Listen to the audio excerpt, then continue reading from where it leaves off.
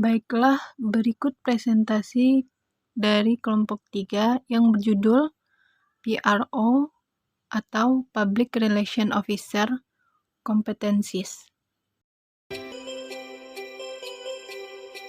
Baiklah, saya akan membacakan materi pertama yang berjudul Public Relation Officer. Ivy Lee pada tahun 1906 tercatat sebagai penyandang profesi Public Relation Officer pertama di Amerika Serikat, dan dengan keberhasilannya mengatasi berbagai persoalan krisis yang menimpa beberapa perusahaan di Amerika Serikat pada waktu itu melalui kiat dan strategi of public relation tersebut. Maka namanya diangkat sebagai Bapak Hubungan Masyarakat abad ini. Materi selanjutnya adalah pengertian public relation menurut para ahli. Yang pertama menurut J.C. Seidel.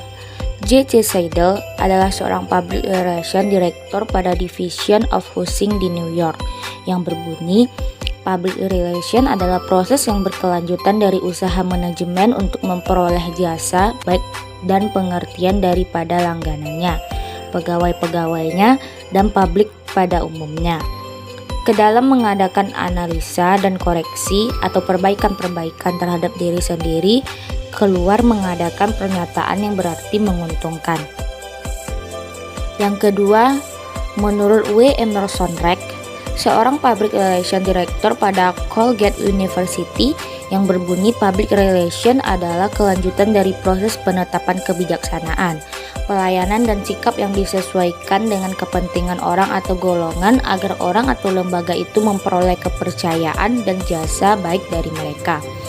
Sedangkan pelaksanaan kebijaksanaan pelayanan dan sikap itu adalah untuk menjamin adanya pengertian dan penghargaan yang sebaik-baiknya. Baiklah, saya akan membacakan materi selanjutnya, yaitu tugas pro. Tugas utama humas atau public relation adalah 1. Melakukan perencanaan strategi tentang publikasi dan kampanye. 2. Menulis dan memproduksi presentasi dan siaran pers. 3. Menjawab dan menjelaskan pertanyaan dari masyarakat, pers, dan organisasi terkait. 4. Mengorganisir acara promosi seperti konferensi pers, open days, pameran, wisata, dan kunjungan. 5. Berbicara secara terbuka di wawancara, konferensi pers, dan presentasi.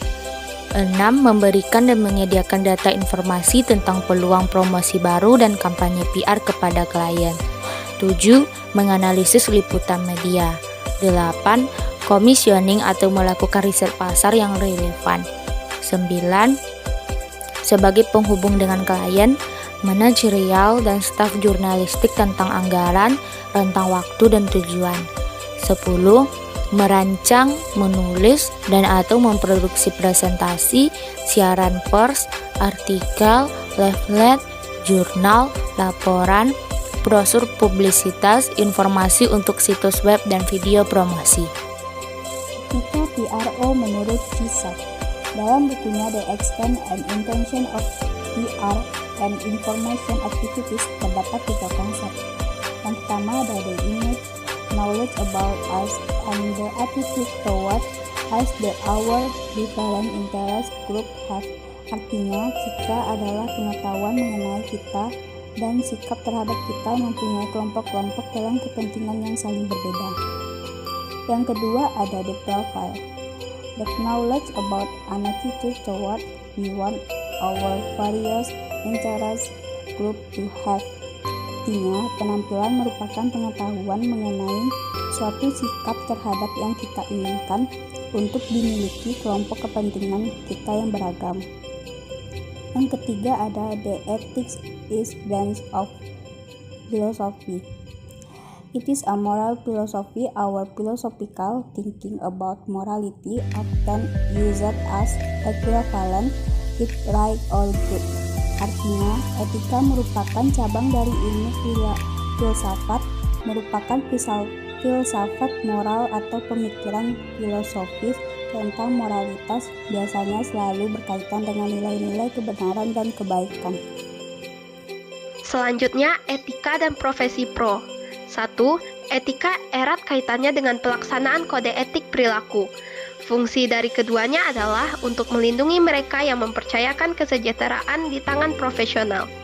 Yang kedua, perlindungan terhadap profesi tersebut berupa hak istimewa, status, dan kolegitas profesional.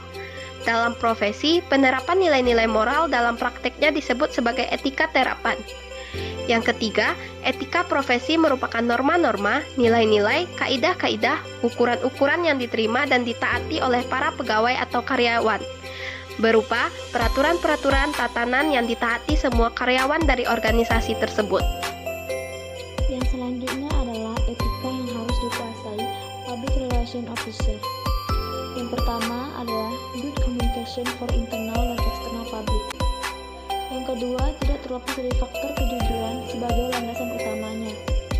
Yang ketiga, memberikan kepada bawahan atau karyawan adanya sense of belonging and sense of conduct pada perusahaannya, membuat mereka merasa diakui atau dibutuhkan. Yang keempat, etika sehari-hari dalam berkomunikasi dan berinteraksi harus tetap dijaga. Yang kelima, menyampaikan informasi-informasi penting kepada anggota dan kelompok berkepentingan. Selanjutnya, menghormati prinsip-prinsip rasa hormat terhadap nilai-nilai manusia. Selanjutnya, menguasai prinsip-prinsip rasa hormat terhadap nilai manusia. Selanjutnya, menguasai teknik dan cara penanggulangan kasus-kasus sehingga dapat memberikan keputusan dan pertimbangan secara bijaksana. Selanjutnya, mengenal batas-batas yang berdasarkan pada moralitas dalam profesinya. Selanjutnya, penuh dedikasi dalam profesinya. Dan yang terakhir, mentaati kode etik public relation.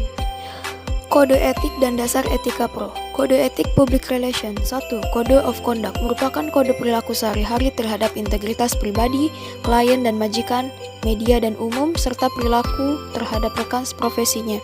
2. Kode of profession merupakan standar moral bertindak etis dan memiliki kualifikasi serta kemampuan tertentu secara profesional dan lainnya. 3. Kode of publication merupakan standar moral dan yuridis etis melakukan kegiatan komunikasi, proses dan teknisi publikasi untuk menciptakan publisitas yang positif demi kepentingan publik. 4. Kode of enterprise menyangkut aspek hukum perizinan dan usaha, undang-undang PT, undang-undang hak cipta, merek dan paten, serta peraturan lembaga. Dasar etika pro. 1. Tanggung jawab. Bertanggung jawab pada pekerjaannya, fungsi dan dampak serta akibatnya. 2. Kebebasan dalam menjalankan profesi tanpa merasa takut dan ragu. 3. Kejujuran. Harus jujur dan setia serta merasa terhormat pada profesi yang disandangnya. 4. Keadilan dalam menjalankan profesi dengan adil dan tidak melanggar hak orang lain. 5. Otonomi. Menjalankan profesi sesuai dengan keahlian, pengetahuan dan kemampuannya, organisasi dan departemen yang dipimpinnya. Yang selanjutnya adalah skill public relation officer. Yang pertama, mampu berkomunikasi dengan baik. Yang kedua, kemampuan kepemimpinan. Yang ketiga, kemampuan membina relasi. Yang keempat, kreatif. Yang kelima, kemampuan menghadapi situasi krisis. Yang keenam, kemampuan menulis. Yang ketujuh, kemampuan analisis pemberitaan. Yang kedelapan, piawai bernegosiasi. Yang kesembilan, kemampuan menjalin relasi dengan media. Yang 10, memiliki integritas dan jujur. Baiklah, selanjutnya saya akan membacakan materi keempat, yaitu fungsi pro. Fungsi Public Relation Officer. Ada 4 fungsi utama yang dituntut dari petugas PR Officer, yaitu sebagai berikut. 1. Komunikator.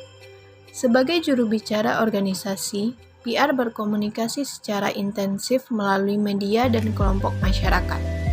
Hampir semua teknik komunikasi antar personal atau interpersonal communication dipergunakan untuk komunikasi lisan, komunikasi tatap muka sebagai mediator maupun persuader. Kedua, relationship.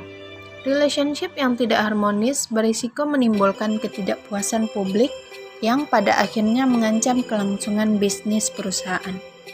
Ketiga, manajemen backup.